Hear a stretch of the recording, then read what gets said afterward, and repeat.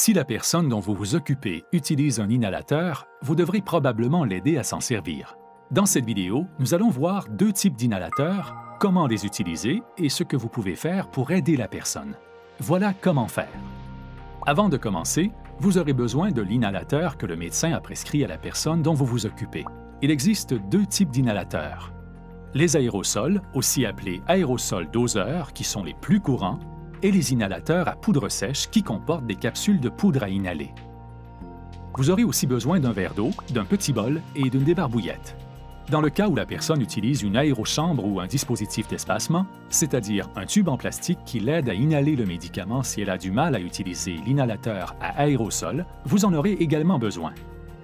Commencez par vous laver les mains. Si vous utilisez un inhalateur à aérosol, agitez l'inhalateur pendant quelques secondes afin de bien mélanger le médicament. Retirez le capuchon de l'inhalateur. S'il est neuf, activez la pompe une ou deux fois pour vous assurer qu'elle fonctionne correctement. Attachez l'aérochambre à l'inhalateur si la personne dont vous vous occupez en utilise une. Aidez-la à placer l'embout buccal de l'inhalateur ou de l'aérochambre entre ses dents pour que ses lèvres forment un seau. Demandez-lui d'inspirer lentement, puis pressez la pompe au niveau du réservoir de l'inhalateur et enfin, demandez-lui de retenir son souffle aussi longtemps que possible. Lorsqu'elle n'est plus capable de retenir son souffle, retirez l'inhalateur et encouragez-la à expirer lentement. Si elle doit utiliser plusieurs inhalateurs à la fois, attendez quelques minutes entre chaque prise.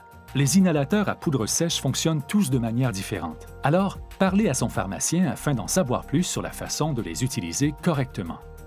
Lorsque la personne a fini, faites-lui se rincer la bouche avec de l'eau. Les médicaments des inhalateurs peuvent provoquer des aphtes, des infections ou des irritations de la gorge. Alors, dites-lui de ne pas avaler l'eau. Faites-lui cracher l'eau dans un évier ou dans un petit bol.